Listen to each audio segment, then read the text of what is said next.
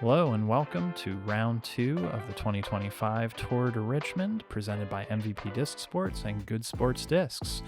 We are at Dorey Park in Verina, Virginia for round 2. Let's take a check-in with our leaderboard. We see our feature card is going to be also filmed for round 2, as they all eked out some close victories in a relatively tight field. Looking at the top 10, everybody's within 4 strokes of the leader. Still anybody's game with 2 rounds to play and a safari night at the end. Hole 1 is a 364-foot tight par 3. This is known by many folks to be hard, and that's why it's the hardest hole on the course. You have to navigate a flex shot through this pretty tight fairway and then hope it finishes out at the end with a nice skip. The hole plays slightly downhill. Gravy going with that safe forehand play, just trying to play up for a 3. He says, all right, I'm pretty happy with that. That'll do fine.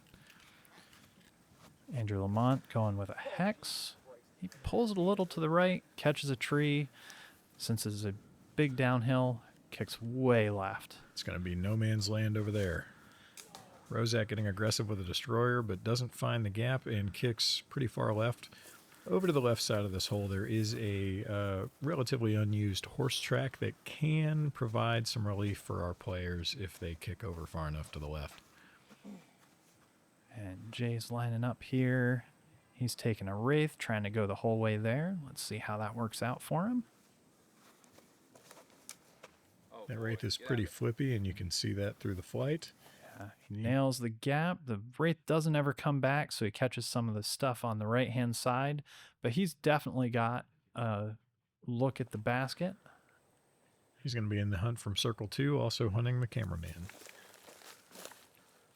Rosak accessing that horse fairway I just talked about, and he, believe, lands not too far up the fairway, unfortunately. He's going to try again with a pretty high-level shot, patent pending backhand, hopefully flexing through those trees you see about 200 feet in front of him and finding his way to the green.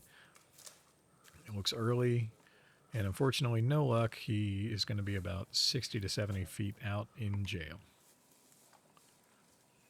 Here's Andrew. He's also over close to the horse path.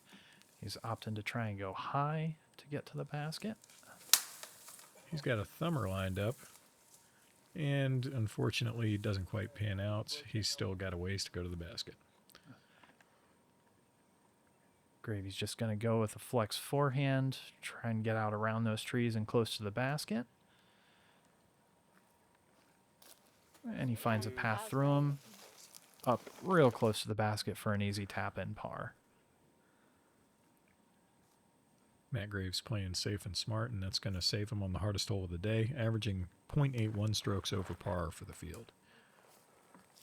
Lamont trying a similar flex line, and unfortunately it doesn't pan out for him. He kicks over to the right. He's going to have about a far Circle 2 look for his bogey, I believe. Rosak having to go to a roller, but it gets him on the green, and he's going to be slightly obstructed. He gets a little unlucky on the roll through there, so he's going to have some trees blocking his putt. Well within Circle 1, though. Lamont with the big bid, just laying up. Double bogeys happen on hole 1. It's a tough way to start the course. Let's see if these guys have the mental resiliency to overcome the first 3 holes here at Dorey.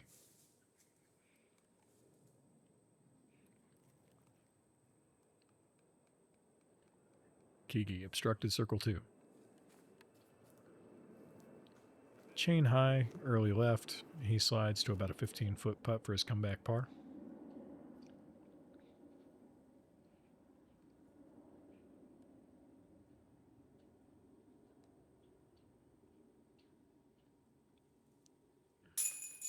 Rosak with a nice spin, able to save the double bogey there. Unfortunate break, but we see here that local knowledge definitely is a huge benefit on this hole, as both of our local lead card players are looking at pars.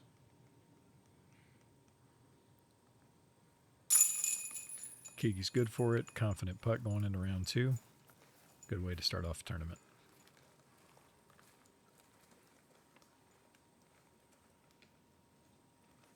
Matt Graves absolutely dissected this hole and rewards himself with a stress-free par on the hardest hole of the day.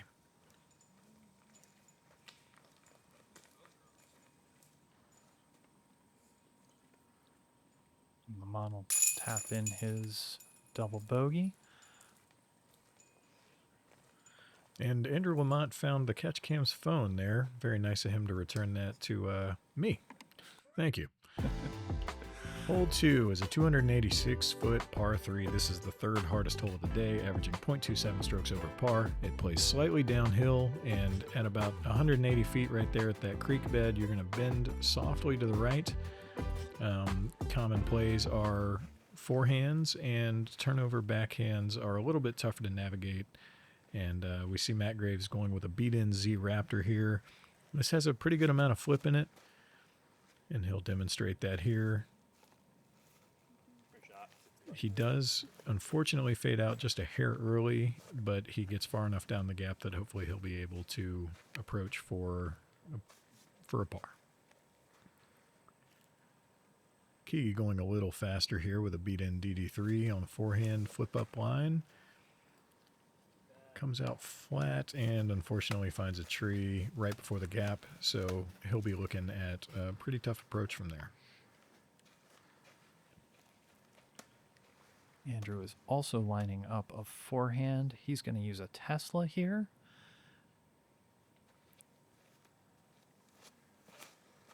It's a nice flat release. Now it just needs to fade. Unfortunately, it catches a tree. He is most of the way down to the gap that he needs to go towards the basket, but still about 150 from where he's at to get there. Rosak with the Z Raptor, calling for it to go right, and it does, but probably not at the time he wanted it to. He'll be about 3/4 of the way up through that first fairway, and he's going to be left with an Anheuser putter approach. Looks pure. Comes in very close to the basket. So great stress-free par for him. Jay doesn't get punished too badly off the tee, and he's got a relatively open, should be a pretty stock forehand approach for him with his zone.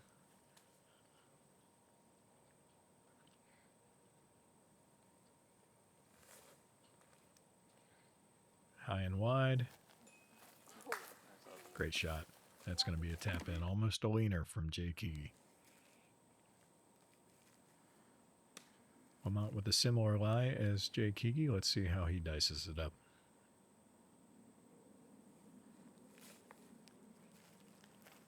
He's able to attack it a lot straighter, but right under the basket again for easy tap in. So Matt Graves has a outside the circle putt. We'll see if he can convert on this. Just off the top of the basket. Very, very close. But close enough that he will still get the par. So 2 of the 3 generally thought hardest holes of the course, he's got pars on, so that's definitely a great start to his round. Absolutely. The first 3 holes at Dorey Park are generally regarded as a gauntlet. It kind of sets the tone for the rest of your round, and if you're able to not get razzed by the difficulty of the first 3 holes, you're surviving and hopefully finding some birdies on the rest of the holes.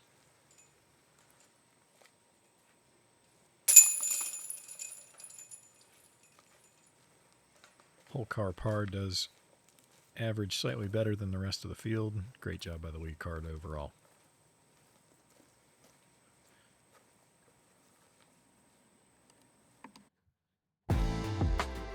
Hole 3 is a par 4, 531 feet. It starts with a tight gap to hit. We're trying to land close to this short tee pad, and then we take a right turn and we head around through the fairway to find this basket down at the end. Most people want to be landing at that near that short tee pad. Gravy goes fast with the longbowman. Unfortunately, finds the first gap that you got to split, but pretty favorable kick. It's nice to fall straight down rather than left or right. Left or right typically going to result in bogeys. Jay going backhand. He finds a portion of the early gap, but unfortunately hits a tree. He's going to land center cut halfway up the first fairway, probably saving par from there. Yeah.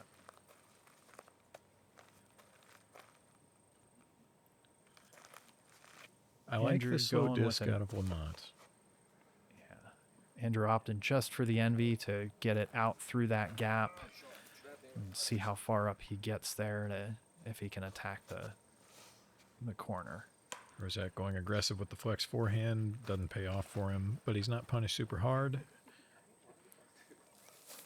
Pretty routine putter up to the corner, but it's a little overturned. He may get pinched. Relatively good penetration through those woods there, but he's still got a long ways to go. That's pretty obstructed.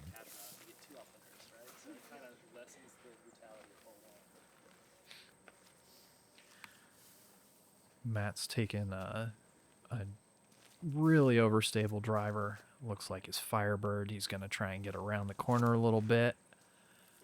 And a little too aggressive on the cut. Yeah, he flexed it a little too hard, and it didn't quite have the power to get back.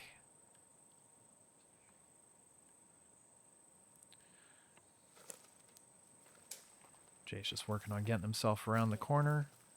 Nicely done by Jay. He'll have one more shot of similar to get to the basket for the par.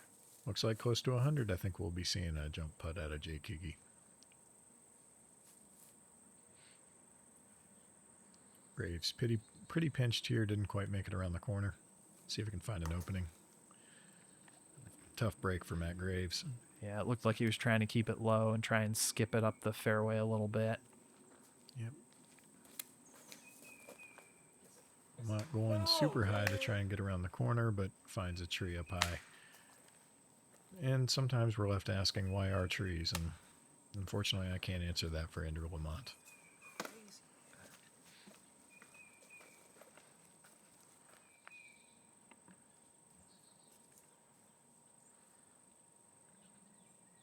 Matt's looking for a way through here. Looking high, looks like he's going with his Pathfinder. Yep. He is definitely doing some nice pathfinding for him. He'll still be about 40 from the basket, maybe a little further, but it is an open look, so he might try and save himself some strokes, get it in from there. Now we're up to Rosak's third. He's going with that Anheuser putter approach again. He really enjoys that shot. This one comes in on a little bit too much cut, rolls off into the abyss. Hopefully not too far, and he'll be able to find a way to save par. Keagy center cut for his third shot. Yeah, nice, easy. He'll have a look at the par. Yeah, from a just inside circle. Lamont's got a little bit of work left. He's on the right side of the fairway, so he's got to step out here to a patent pending. Got something slow in his hands. Let's see if he can helicopter this thing right up to the green. Oh my goodness gracious. Looks like he didn't get quite enough on it, and it faded out a little early. He will have a putt from there, though. Not punished too bad, but nobody likes putting with a holly in their back. Rosak finds a window. I love that shot, Justin.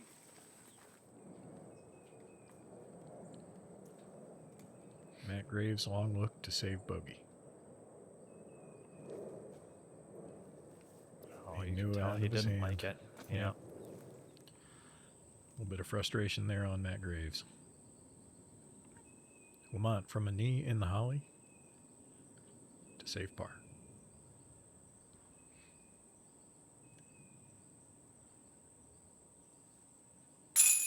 Great putt. Nice composure. Difficult putt from a knee. Holly right in his eye there. Still converts. Great save. And Jay to save his par.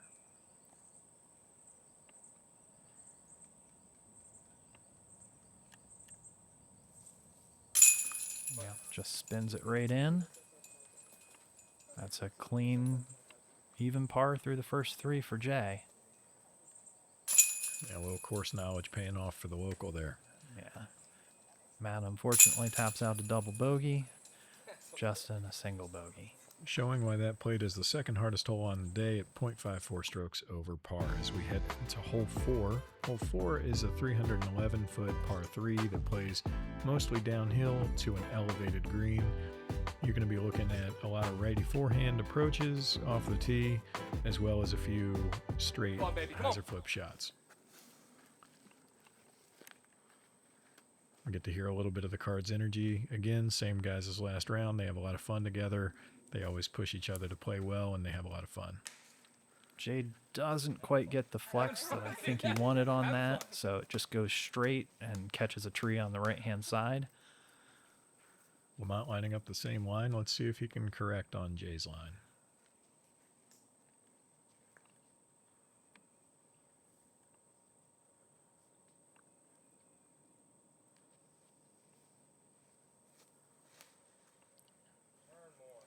He's got it drifting, but it also fades out just a little too soon. Rosak taking the same play with a distortion. You can tell he definitely put a lot more flex on it. Oh, this is coming back really nicely. Now we're having fun, right? And he's down behind the hill that this basket is on, so he's got a pretty safe look at it for his birdie. Yeah, you'd much rather be long of this basket than short when it comes to putting. Matt went very straight. It looked good, but unfortunately caught that early tree and kicked right. Let's see if he can regain his composure here.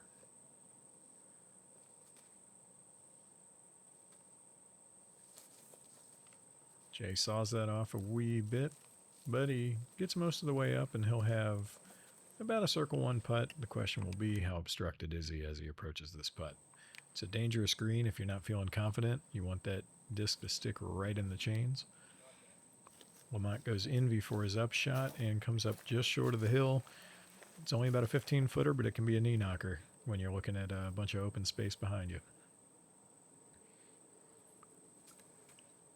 Matt Graves opting for the spore, demonstrating some of that ultimate touch and why he likes the spore. It stops just short of the basket, and he'll have maybe a 5-foot putt. Should be a tap in for Matt Graves. Here's Jay with his long putt. Just misses to the left. Confident in chain high. Doesn't look like it rolls too far. Yeah. Justin taps out his. Gets a birdie. That was a beautiful shot for that short putt. Middle of the pack in difficulty, 8th hardest for the day, averaging slightly under par at .08.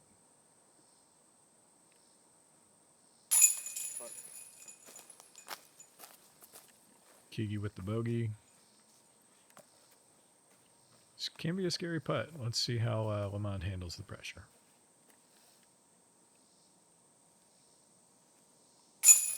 Nice and confident.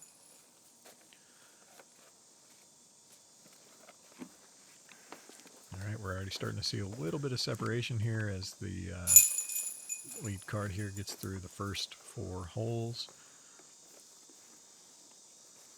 Let's see how they fare on hole 5. Hole 5 is a 555-foot par 4. You come out of this gap and take a right-hand turn to head up this pipeline cut. You'll find the basket on the left at the end of the cut. This is actually uphill the whole way, probably picking up about 20 feet of elevation from the pad.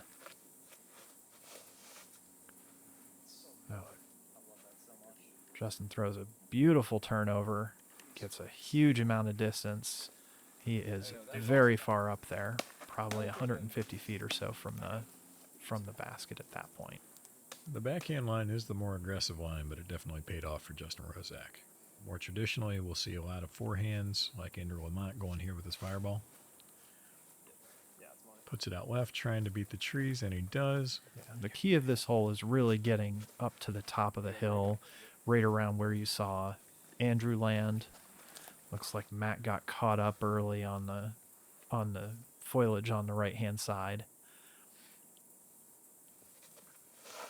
Keagy also opting for the forehand with something a little bit flippier, and he's able to get to the flat. Looks like Gravy got a little bit of ground play that catch cam missed, so he'll have pretty routine uphill approach here. Looks like he's going with that A5 again. Flexes it out nicely and slides up to less than a 10-foot putt for his birdie. Lamont still left with a little bit of an uphill run up. Oh my God, go left. Looks like he leaks it a little bit wider than he'd want to. Probably going to be circle's edge for his birdie look. Yeah, I would expect he's not going to have too much trouble with that. I don't think so.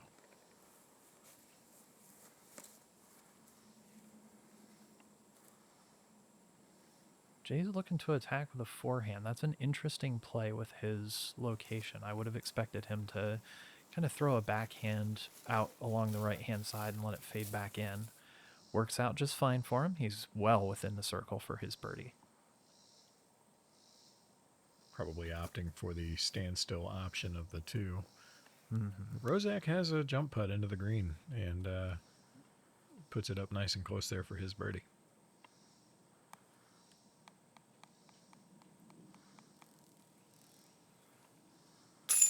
Jay converts. Yep.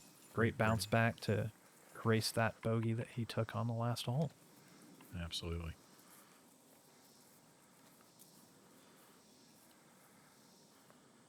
Only about a 15-footer.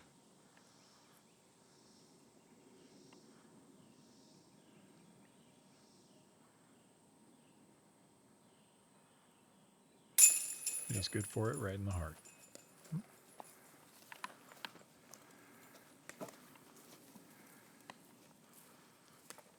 Hole 5 played as the second easiest hole on the day with our lead card demonstrating why. Quite a few birdies on this card.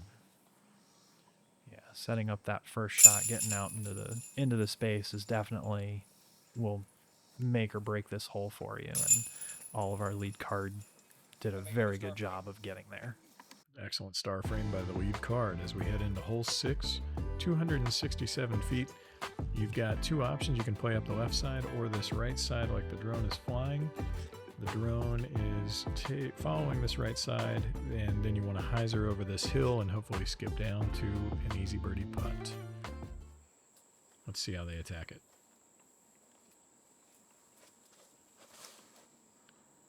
Rosak flexing it up that left-hand side, the more narrow of the two gaps, and unfortunately finds a tree, and he's going to have a little bit of work left.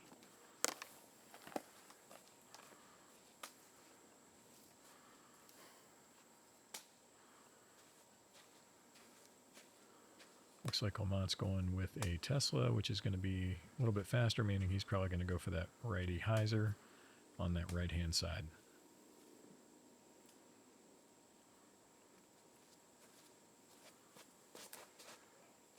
He hangs it out pretty far right. Just a hair too far, hits and kicks across the fairway. He's going to be looking at a hyzer approach down that hill towards the green. Yeah, Matt's pulling out that very overstable Firebird. Oh, gets a pretty bad reaction off the stump there. If he would have cleared that, he would have gotten a great skip down towards that basket. Absolutely. Looks like Key's going to try to follow the vapor trails, but with a slightly straighter disc in the Dark Rebel FT. He's also throwing it up much higher, letting it drift left. Catches a tree, unfortunately. Rosak opting for the road less traveled here. Finds a line through the woods, but it gets him to circle too. And see if he can convert after a pretty out-of-position drive.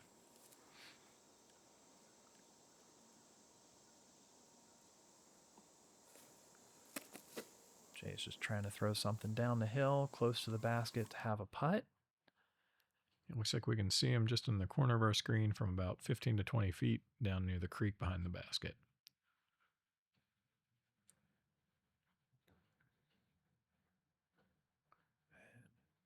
Andrew can throw his upshot just nice and close to the basket. He's only about 10 feet from it. Here's Matt taking a bid down the hill. Oh, very close. and fortunately the disc doesn't have too much more play in it. He's nice and close for his par. Matt Graves is definitely known for being one of the more methodical putters. He doesn't putt incredibly hard, but he's still deadly accurate from range. Oh, Justin just barely missing his par save.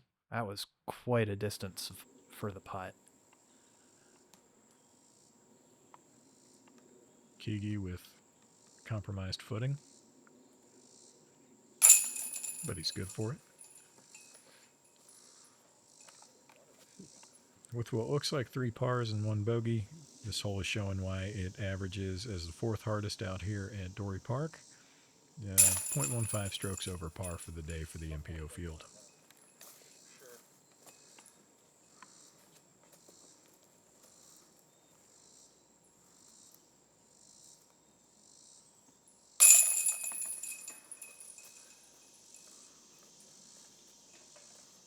Lamont turned his hat around to let you know he's feeling pretty serious for the rest of the round.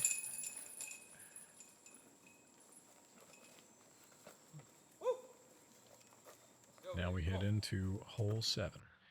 So in contrast to the downhill of the last hole, we are headed very uphill on this hole. It's only 213 feet, but it can be very challenging to get up through these trees. Height is definitely a problem. We've got some branches that will slow or catch discs as they come up the hill. Some players even note that this tree overhanging the tee sometimes gets in their heads, so let's see if these guys can stay cool. Andrew catches a tree right in the middle of the fairway. That's one of the ones you really want to miss off the tee, but we do see it get hit an awful lot. Absolutely. Players are typically opting for one side or the other, and sometimes you just split the difference and find that tree. Matt is going with a Halo Wraith here. He's going to go big hyzer and skip it right up to the basket. That's a great shot. Absolutely. That wider line can get you into a little bit of trouble, but Gravy's showing us why it's definitely one of the safer options than trying to go up the gut.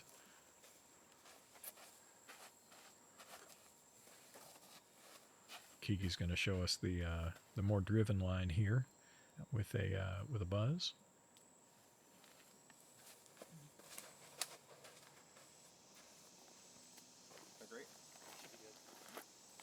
Hair overturned, but favorable ground play leaves Jay Keagy in circle 1. Justin going with an Envy, throwing very similar line.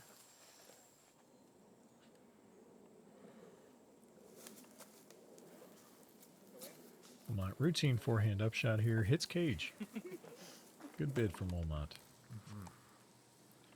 Justin ended up just a little short on his drive, but he's got a long putt. Little jumper. Oh my God. And just barely misses dropping it in.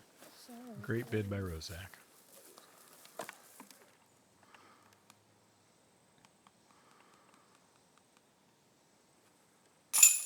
He has a nice easy tap in for birdie.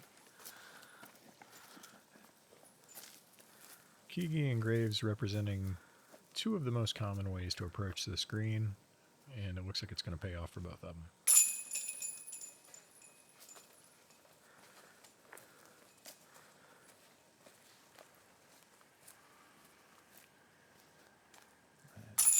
As the card cleans up, we'll head over to hole 8. Hole 8 is one of the more signature holes on this property. A lot of people say every course needs one of these. It's a straight putter shot about 200 feet. You have a lot of trees to navigate. There's a few different ways you can chop this hole up, but for the most part, you're just hoping to throw the disc straight and have it finish straight and slide up to the basket.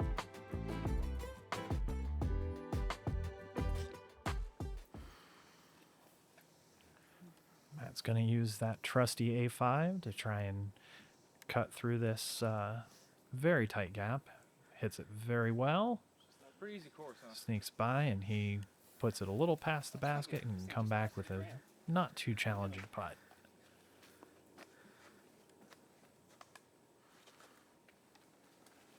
Great drive by Matt Graves. Let's see if Jay Keagy can follow his vapor trails.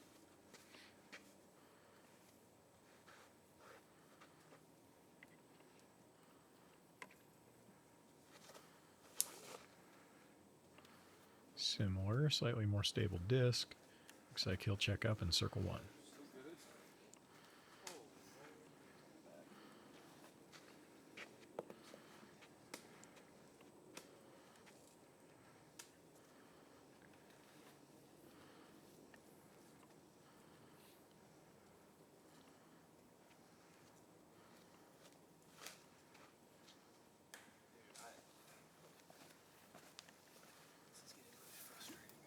Unfortunately, doesn't find the gap.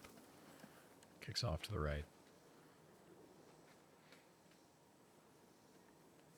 And Justin throwing his distortion, but he catches one of the guardians of the fairway.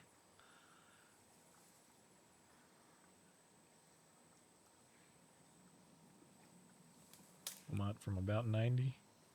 Yep. Routine chip shot for Lamont. He'll have a tap in par. Rosak pretty favorable considering where he hit. He's got about 55 into the basket. Just opting the layup there. Take the stress-free 3, move on. Keagy for birdie.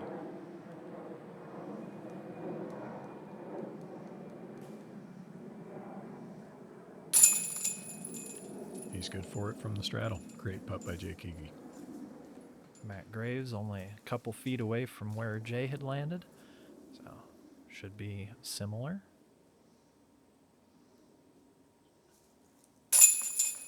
Nice putt in the heart.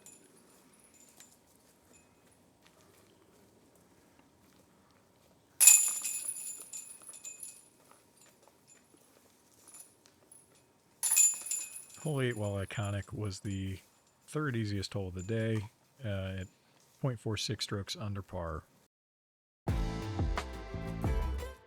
Hole 9 is a 481-foot par 4. It is a tight gap off the tee. You really want to be landing a little past the short tee pad so that you can take a second shot to approach the basket. Some big arms may be looking to get a little more aggressive and make it into that second fairway or maybe even past the second fairway, but Matt Graves going to opt for the controlled mid-range shot here. Comes out low and skitters off to the left. He'll have an out-of-position look to recover. It's definitely not impossible for him to get to the basket from where he's at, but it's very tough as far as shots go. Indeed. Looks like Jay's going to stay tame. Known to be one of the bigger arms in Richmond. He's going to stay in control here and opt for the buzz. Just trying to get up to that first landing zone.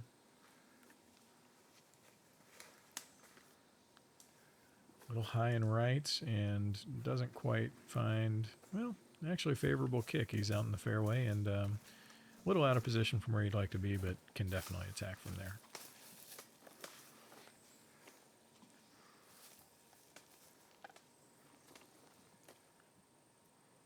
Lamont following suit with a hex.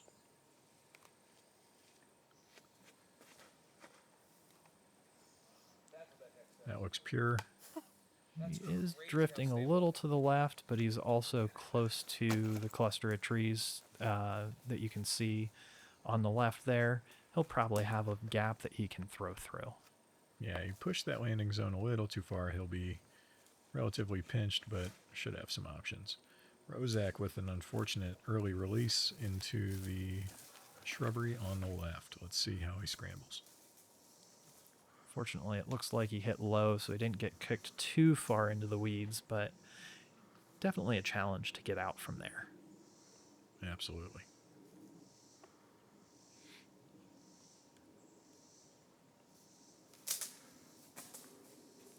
Low release, unfortunately skitters, but he'll be able to save par from that position, hopefully.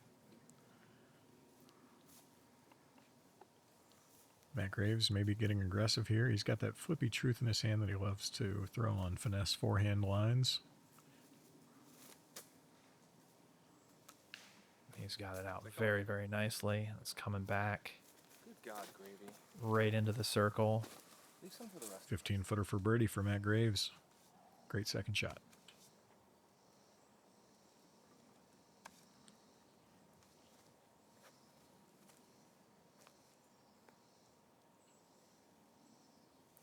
There's Jay's second. Oh, he pulls it a little left.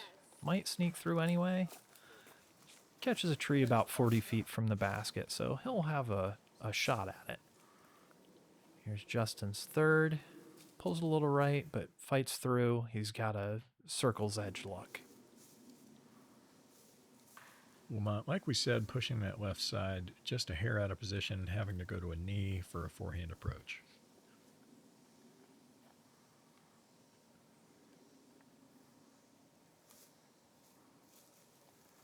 Looks like it's flexing nicely, Yeah, and he'll be circle's edge inside a circle about 25 feet for his putt. Great touch to get that out in the fairway and right up next to the basket.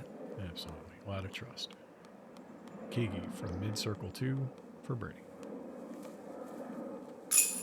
Walks it in with confidence. That's a confident putting stroke. Great putt from Jay Keagy. You know what? Let's run that back for our first Radiant rollback of the day. A beautiful putting stroke from Jay Keagy, right in the heart of the chains. He knew it the whole time. Confident walk, a little bit of swagger in his step. Great to see.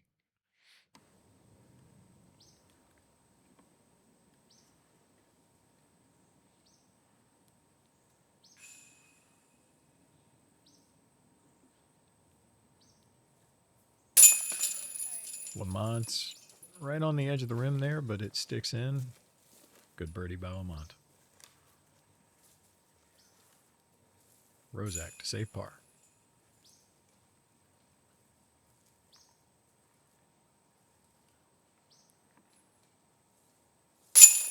Nice putting stroke from Rosak.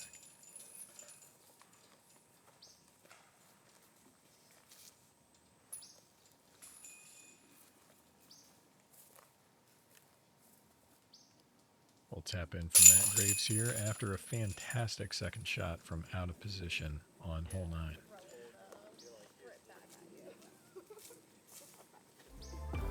As our lead card taps out here on hole 9, let's check in with the leaderboard. Looks like it's going to be a tied race at the top with Jay Keagy and Matt Graves at 7 down, but it's still anybody's game. We've got a lot of golf left to play, and everybody in the top 10 is within 5 strokes. We have to give a huge shout out to all the sponsors that have helped to make this event possible. In particular, Corey and Mary with Radiant Home Services. They have been out every round, spending some time with our players, showing their support to the Richmond disc golf community. Thank you to them, and thank you to all of our other sponsors who have helped to make this event possible. Absolutely. Thank you so much to our sponsors, and thank you for watching the Round 2 Front 9 coverage of the Tour de Richmond at Dorey Park, presented by Good Sports Discs and MVP Disc Sports. Catch you on the back 9, folks.